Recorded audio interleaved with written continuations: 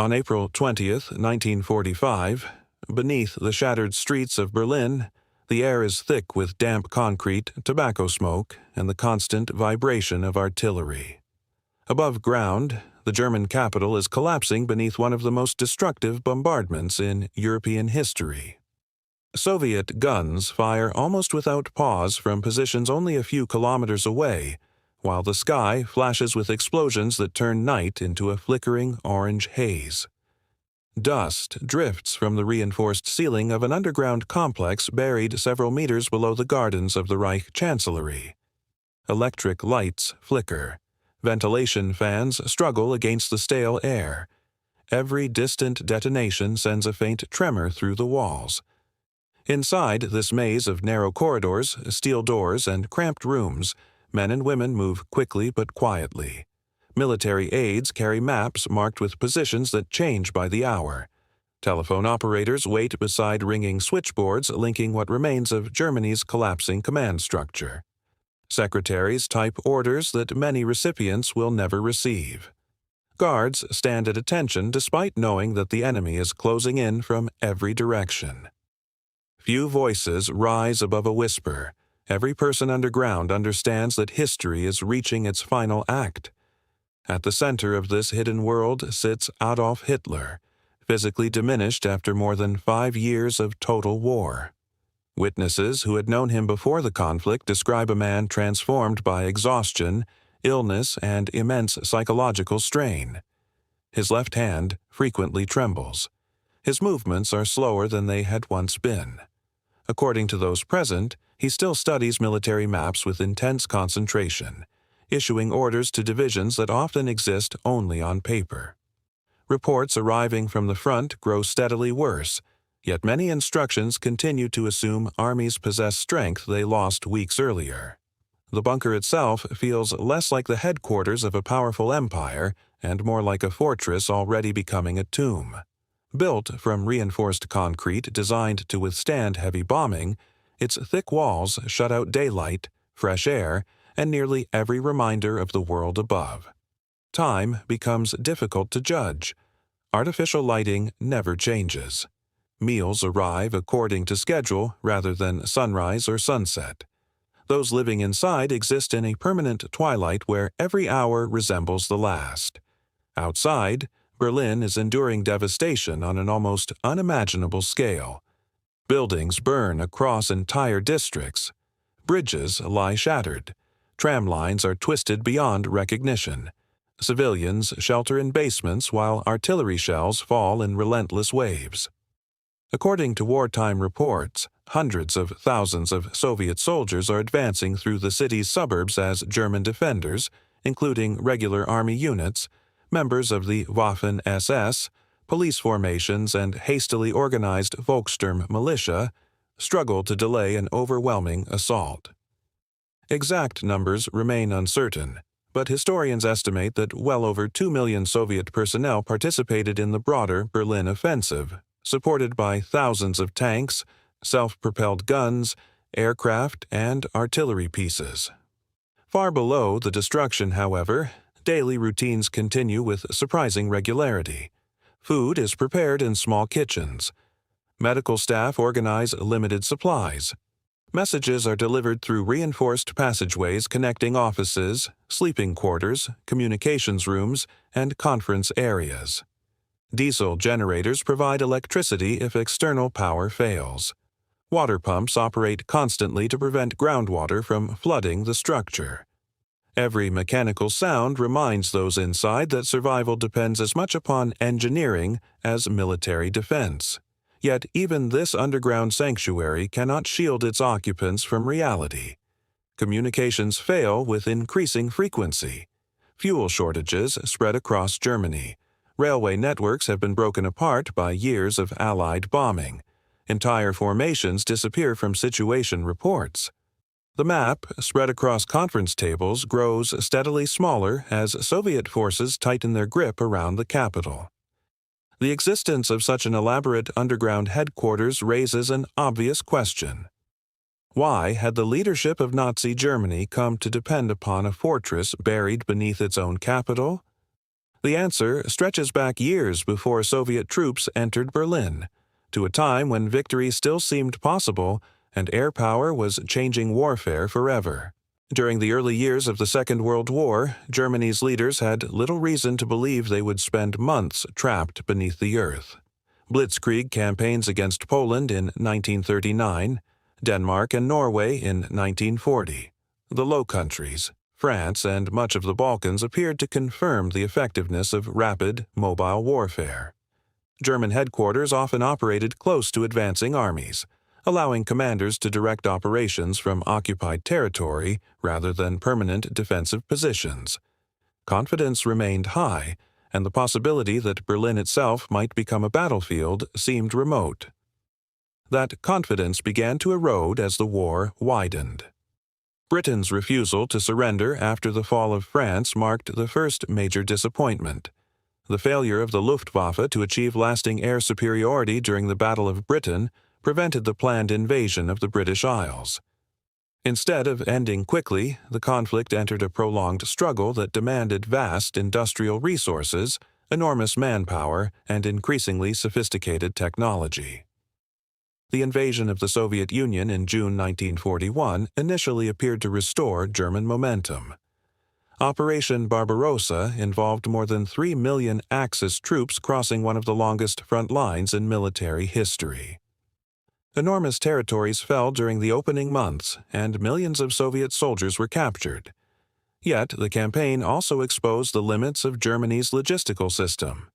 Distances proved immense. Roads often became seas of mud during autumn rains. Railways used different track gauges, forcing engineers to rebuild lines before supplies could move efficiently. As winter arrived, equipment failures multiplied while Soviet resistance hardened rather than collapsed. The conflict gradually transformed into a war of attrition that Germany was increasingly ill-equipped to win. By 1943, defeats at Stalingrad and in North Africa had shifted the strategic balance decisively.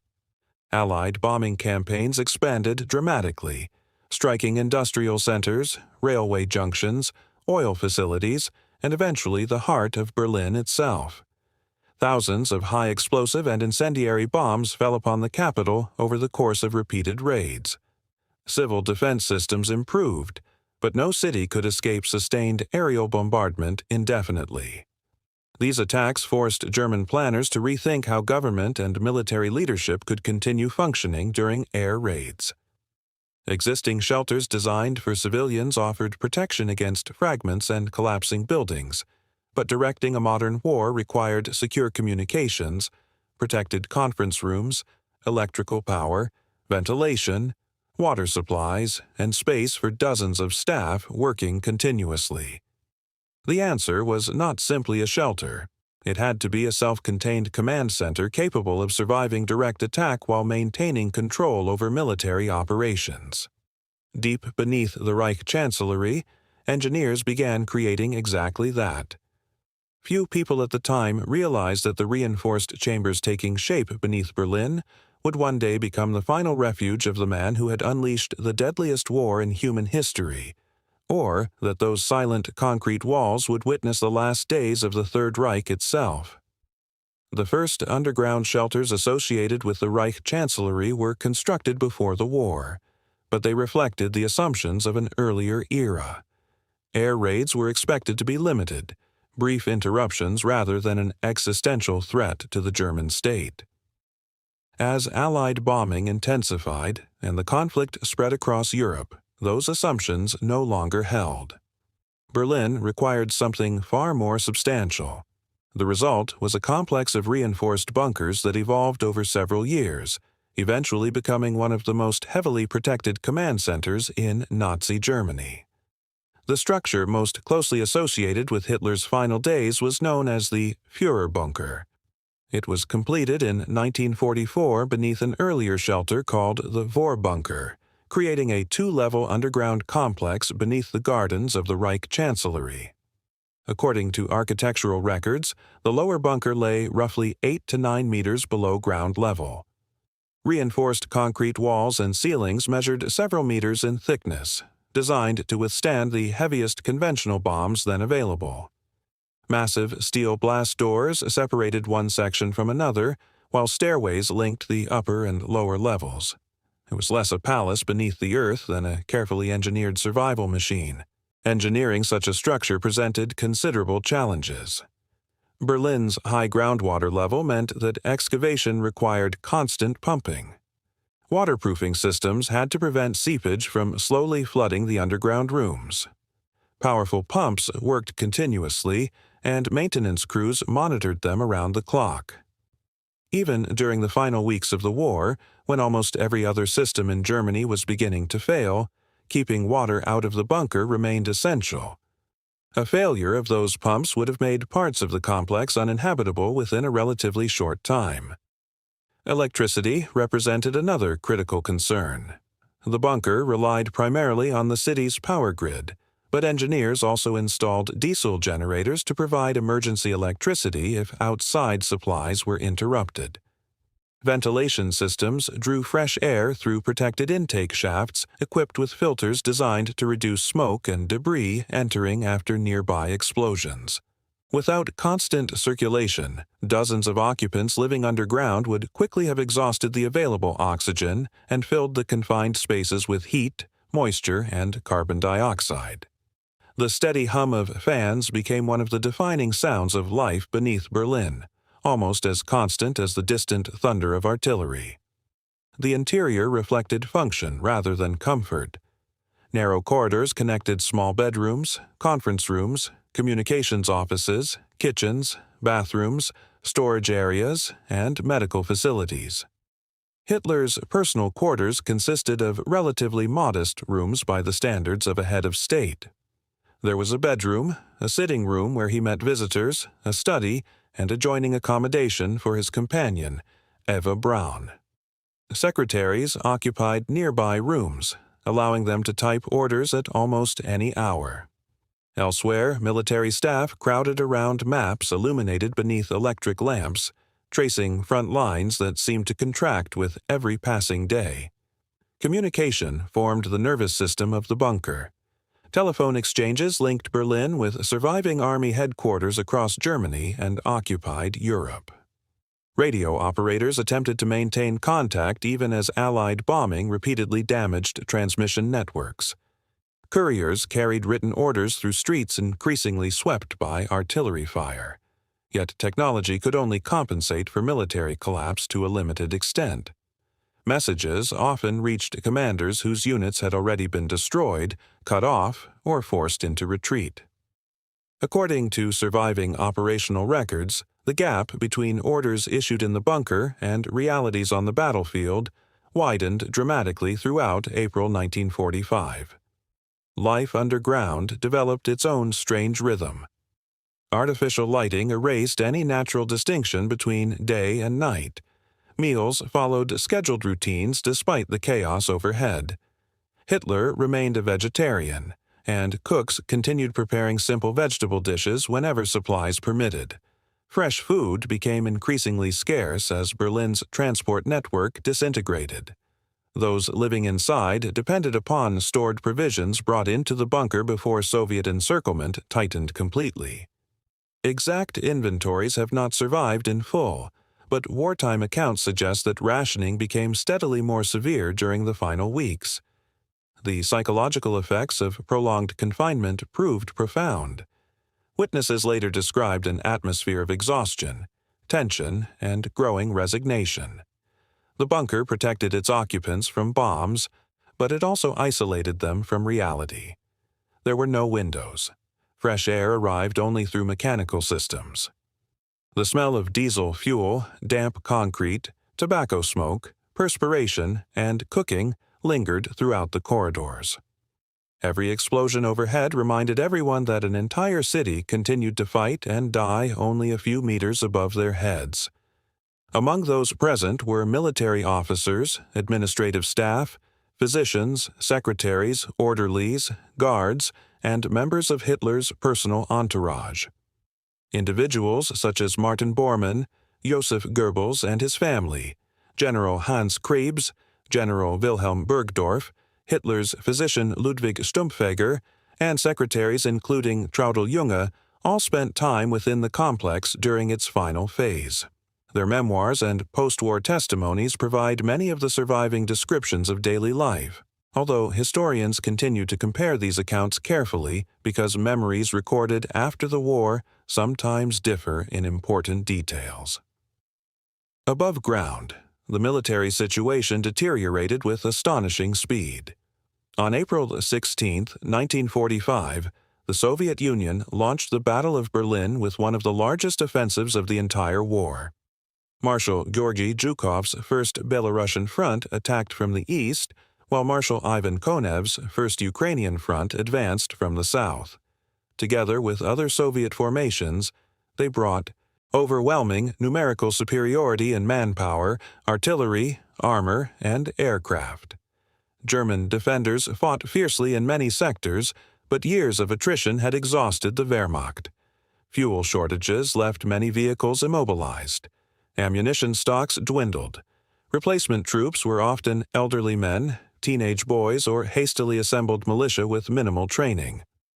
Inside the bunker, however, military conferences continued almost as though the machinery of command still possessed the power to alter events. Situation maps were updated repeatedly throughout each day. Hitler ordered counterattacks intended to relieve pressure on Berlin, placing particular hope in formations such as General Felix Steiner's Army Detachment.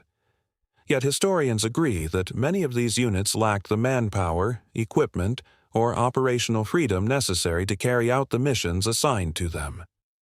Some existed only as fragmented remnants after weeks of continuous fighting. As Soviet forces fought street by street toward the city center, the bunker became increasingly cut off from the outside world. Telephone lines failed. Roads disappeared beneath rubble. Aircraft could no longer arrive safely except under the most hazardous circumstances. The underground headquarters remained physically intact, but strategically it had become an island surrounded by an enemy advancing from every direction. It was within this shrinking world of reinforced concrete, failing communications, and impossible military expectations that the final decisions of the Third Reich would unfold. Soon, the bunker would cease to be merely a command post. It would become the stage upon which one of history's most consequential regimes came to its irreversible end. By the final week of April 1945, the Führer bunker no longer functioned as the nerve center of a nation confident in victory. It had become an isolated command post surrounded by the ruins of a dying capital. Every report delivered through its reinforced corridors carried the same message. Soviet troops were advancing closer. German defensive lines were fragmenting. Entire districts of Berlin had already fallen. The possibility of reversing the military situation had all but disappeared. Yet the routine of command continued. Maps were spread across conference tables. Telephone operators searched for connections that often no longer existed. Military aides hurried between rooms carrying situation reports compiled from increasingly incomplete information.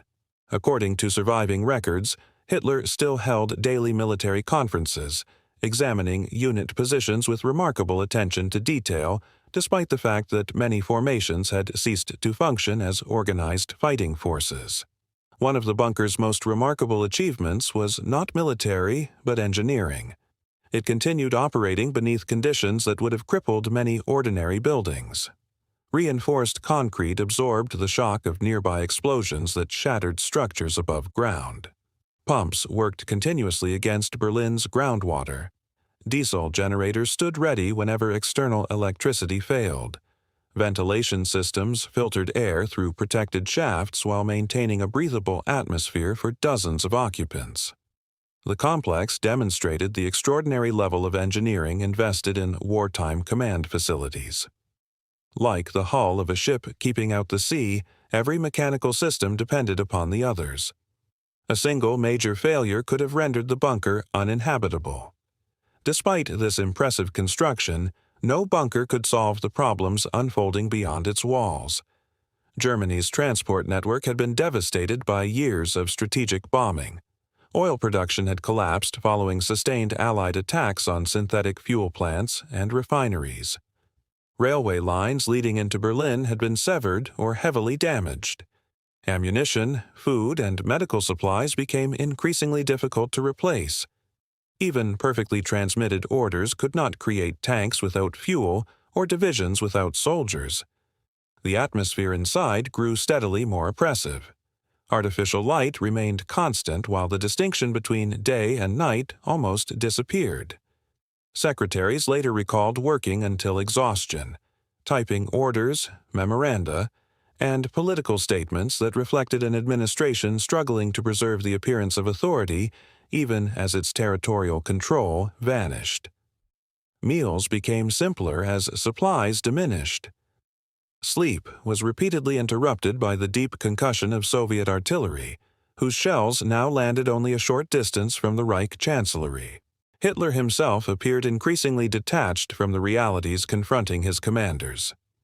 Eyewitness accounts consistently described declining physical health, visible fatigue, and persistent tremors affecting his left hand.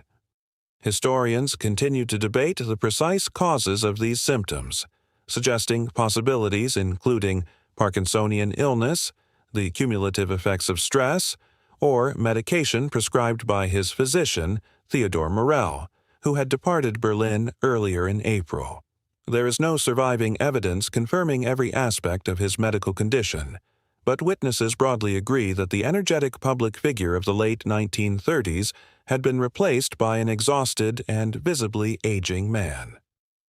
The military conference of April 22 marked one of the most significant moments inside the bunker. During discussions concerning General Felix Steiner's expected counterattack north of Berlin, it became unmistakably clear that the operation could not be carried out. Steiner lacked the manpower and equipment required for such an assault. According to several eyewitnesses, Hitler reacted with intense anger before acknowledging, perhaps for the first time, that the war had been lost. Although accounts differ in wording and emphasis, historians generally agree that this meeting represented a psychological turning point. From that moment onward, discussion increasingly shifted from saving Berlin to determining how the final days of the regime would unfold. Outside, the battle reached extraordinary levels of intensity. Soviet infantry advanced street by street behind immense concentrations of artillery. Tanks moved cautiously through avenues blocked by rubble, while German defenders transformed government buildings, railway stations, and apartment blocks into strongpoints. Civilians remained trapped between the opposing forces. Fires spread across entire neighborhoods. Smoke darkened the spring sky, and centuries-old buildings collapsed beneath shellfire. Exact casualty figures remain uncertain, but historians estimate that the Battle of Berlin claimed tens of thousands of military lives on both sides while inflicting enormous suffering upon the civilian population. It was against this backdrop that one final personal decision was made. During the night of 28th and 29th April, Adolf Hitler married Eva Braun inside the bunker during a brief civil ceremony conducted by a Berlin official who had managed to reach the complex. The event was remarkably modest considering the circumstances. Shortly afterwards, Hitler dictated his political testament and personal will, documents intended to shape the narrative of Germany's defeat and the succession of authority after his death. Secretaries worked through the night typing multiple copies while artillery continued to shake the walls overhead. If you're enjoying this journey through history, subscribing genuinely helps us continue bringing remarkable true stories like this to the channel. Within hours, the bunker's occupants understood that the end could not be delayed much longer. Soviet troops were approaching the government district itself. Escape routes were disappearing. Communications with the outside world became increasingly fragmented. The reinforced concrete fortress that had been designed to preserve command during air raids had fulfilled its engineering purpose with remarkable effectiveness. But it could not preserve a regime whose military, economic, and political foundations had already collapsed. The underground world beneath Berlin was now waiting for its final chapter, one that would forever become inseparable from the closing moments of the Second World War.